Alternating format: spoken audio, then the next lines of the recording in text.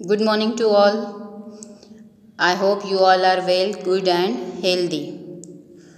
Okay, in previous lectures we see exercise words meaning, choose the correct option and fill in the blanks. तो ये 3 exercise हमने देखी थी और I hope आप सभी ने वो एक्सरसाइज फिनिश कर दी होगी एंड आई होप आपने 5 टाइम्स भी वर्ड्स न्यू वर्ड्स जो थे वो लिख दिए होंगे. Okay, now our today's exercise is T for true and F for false. तो हमारी आज की एक्सरसाइज कौन सी है? तो हमें ट्रू फॉल्स लिखने हैं. क्या लिखने हैं हमें? तो ट्रू और false. So let's start. First is a lighter wooden boat. A lighter wooden boat and a heavier ship will float on water. A lighter wooden boat and heavier ship will float on water. जो wooden boat होती है और जो ship होती है, right, जो ship होती है वो क्या होती है पानी पे? तो वो पानी पे तैरती है. क्या होती है वो? फ्लोटिंग होती है. So this sentence is true. This sentence is true. Okay, ये सेंटेंस कैसा है? हाँ, हम सभी देखते हैं कि बोट जो होती है वुडन बोट और लाइक स्टीमर, जब जो बड़ी बड़ी बोट्स होती है उन्हें स्टीमर्स बोला जाता है. तो वो सभी क्या होती है? तो वो पानी पे फ्लोटिंग होती है, वो तैरती है. Second is a matchstick will sink in water. A matchstick will sink in water. So this sentence is false. This sentence is false. जो matchstick होती है वो पानी में सिंक हो जाती है? नहीं, वो पानी पे फ्लोटिंग होती है. सो ये सेंटेंस कैसा है? तो ये सेंटेंस false है. Okay, now third is an iron nail will sink in water. An iron nail will sink in water. जो आयरन नेल होता है, राइट, तो वो पानी में सिंक हो जाता है. तो this sentence is true. This sentence is true. जो आयरन नेल होता है वो पानी में सिंक हो जाता है. Now next is the British had put a heavy tax on salt. The British had put a heavy tax on salt. British जो थे उन्होंने सॉल्ट पे हेवी टैक्स लगाया हुआ था. तो this sentence is also true. Okay, ये sentence कैसा है? तो ये सेंटेंस ट्रू है. जो ब्रिटिशर्स थे उन्होंने सॉल्ट पे बहुत हेवी टैक्स लगाया था, इसीलिए महात्मा गांधी जी ने क्या किया था? तो दांडी मार्च निकाली थी, राइट. हमने जो चैप्टर में भी पढ़ा था, हमने 1930 में उन्होंने दांडी मार्च निकाली थी. Okay, next exercise is right missing letters. Right missing letters. So let's start. First is FL blank blank T blank NG. Which word is this? It's a floating. It's a floating. FLOATING. It's a floating. Okay. Second is a DR blank blank P blank D. कौन सा word हुआ ये? तो ये हुआ drop. कौन सा word है ये? Drop. So what is the spelling of drop? So DROPPED.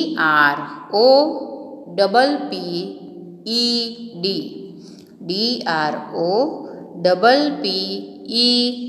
It's a drop. Next is E blank P blank R blank M blank NT. So it's a experiment. कौन सा वर्ड है ये? Experiment. So EXPERIMENT. It's a experiment. Okay. Number 4 है हमारा M blank D blank C blank I blank M blank D blank C blank N blank S. सो कौन सा word हुआ ये? तो ये वर्ड हुआ मेडिसिन्स। कौन सा वर्ड हुआ ये? Medicines. So what is the spelling of medicines? So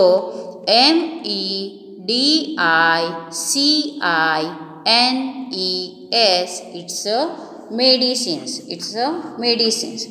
Now next is a ST blank blank blank N blank NG. सो कौन सा वर्ड हुआ ये? तो ये हुआ स्ट्रेनिंग। कौन सा वर्ड हुआ ये? Straining. So what is the spelling of straining? तो STRAINING.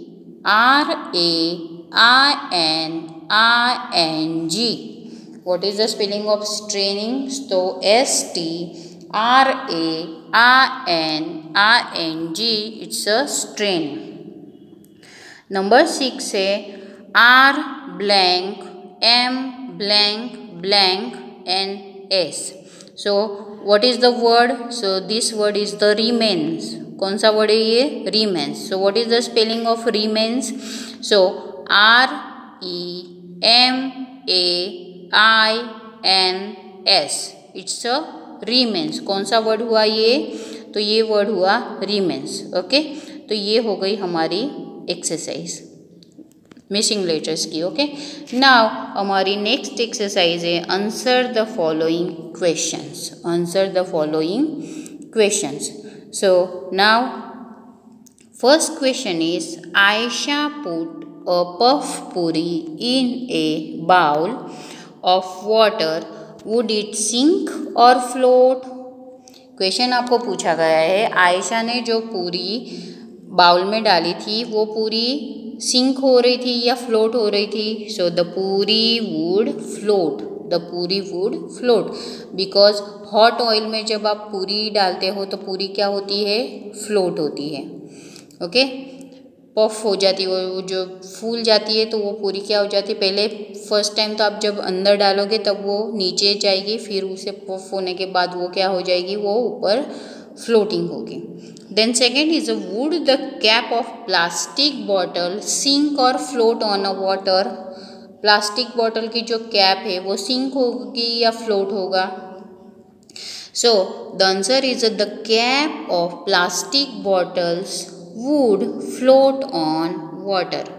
The cap of the plastic bottles would float on water. जो प्लास्टिक बॉटल की कैप है वो पानी पे क्या होगी? तो वो फ्लोट होगी। नंबर थर्ड है take some water in a glass. Take some water in a glass, put a lemon in it. एक ग्लास में पानी लेना है, उसमें क्या डालना है? Lemon. Now keep putting salt in the water. Keep putting salt in the water, half a spoon at a time. Were you able to float your lemon in water? So यहाँ पे क्वेश्चन पूछा गया है आपको, पहले एक glass में पानी लेना है, फिर आपको लेमन छोड़ना है पानी में। ओके, लेमन छोड़ते ही आपको क्या करना है फिर उसमें? तो आपको हाफ स्पून उसमें सॉल्ट डालना है। फिर आपको देखना है कि लेमन फ्लोट होता है या सिंक होता है। Yes, the lemon started to float on water. The lemon started to float on water. जो लेमन है वो पानी पे फ्लोट होगा। Okay, now next question is what do you think the lemon floated in salty water? What do you think the lemon floated in salty water? Because जो आपने सोचा कभी कि वो lemon water salty water, lemon जो है वो salty water में क्यों फ्लोट हो रहा है? So because after adding salt the water become thick, the water become thicker and thus the lemon started floating. जब नमक डालते हो पानी में तो पानी कैसे हो जाता है? थिकर हो जाता है ना? तो इसलिए वो लेमन क्या होता है? पानी पे फ्लोटिंग होता है। Next question is does that mean that the water does not have salt? That mean the water does not have salt if it has then where is the salt? Does that mean that the water does not have salt? अगर पानी में नमक नहीं है तो if it has, then where is the salt? अगर है तो कहाँ पे है? So no, it does not mean that the water does not have salt. The salt is dissolved in water. अगर पानी में नमक है तो कहाँ पे है? तो यहाँ पे है, वो नमक क्या हो जाता है? Dissolve in water. वो पूरा जो नमक होता है वो पानी में क्या हो जाता है? मिक्स हो जाता है, पूरा पिघल जाता है वो नमक. ओके. नंबर 6 है what difference did you see in the water? What difference did you see in the water with salt and the water with chalk powder after keeping for some time? आपको क्या difference नज़र आता है water with salt and the water with chalk powder? Salt और पानी का difference आपको क्या नज़र आता है, और वाटर विथ चॉक पाउडर इसमें क्या डिफरेंस है? ओके. तो यहाँ पे है salt mix completely with water. जो सॉल्ट होता है वो पानी में पूरी तरह से मिक्स हो जाता है. जो सॉल्ट है वो पानी में पूरी तरह से डिज़ोल्व हो जाता है, वो पूरा पिघल जाता है पानी में. But while chalk powder settle down at the bottom. जो चॉक पाउडर होता है, चॉक आप खेलते हो ना यहाँ पे स्कूल में, हाँ, तो वो जो चॉक पाउडर होता है वो पानी में क्या होता है? तो डाउन एट द बॉटम. वो पूरा चॉक पिघल के वो जो चॉक का पाउडर होता है वो पानी में नीचे की जगह पे, वो बॉटम में वो वैसे ही रहता है. ओके. सो ये डिफरेंस है salt with water and salt and water with chalk powder. Okay. Next question is which of the two would you be able to separate from the water by straining with a cloth, salt और chalk powder? इसमें से आप क्या क्या separate कर सकते हो from the water? पानी में से क्या सेपरेट कर सकते हो? क्लोथ, सॉल्ट और chalk powder. Straining with a cloth. Okay. तो आप उसमें से क्या सेपरेट कर सकते हो? सॉल्ट और chalk powder. So what is the answer? Yes, we can separate chalk powder. We can separate chalk powder from water by straining with a cloth. Because हमने आगे के क्वेश्चन में ही पढ़ा कि जो सॉल्ट होता है वो पानी में पूरा डिज़ोल्व हो जाता है, और जो चॉक पाउडर होता है वो नीचे बॉटम में ही रहता है. तो इसीलिए जो आप अगर कोई कॉटन कपड़े से आप अगर नमक और चॉक पाउडर को अलग से सेपरेट करने लगोगे तो क्या होगा? अलग से क्या निकलेगा? तो हाँ, चॉक पाउडर ही अलग से सेपरेट होगा, नमक नहीं होगा. सॉल्ट जो है वो पानी में पूरी तरह से डिज़ोल्व हो जाता है, लेकिन जो चॉक पाउडर है वो बॉटम में इसी तरह से वो नीचे रहता है. ओके. तो ये हो गई है हमारी एक्सरसाइज. ओके. तो ये क्वेश्चन आंसर है, ये आपको अपनी नोटबुक में अच्छी राइटिंग से लिखने हैं और मुझे सेंड करना है. Okay. Exam will be coming soon, so अपनी नोटबुक आपको अपनी कंप्लीट रखनी है. ओके. और उसे लर्न भी करना है, रीडिंग करना है एग्ज़ाम के लिए. Thank you and have a nice day.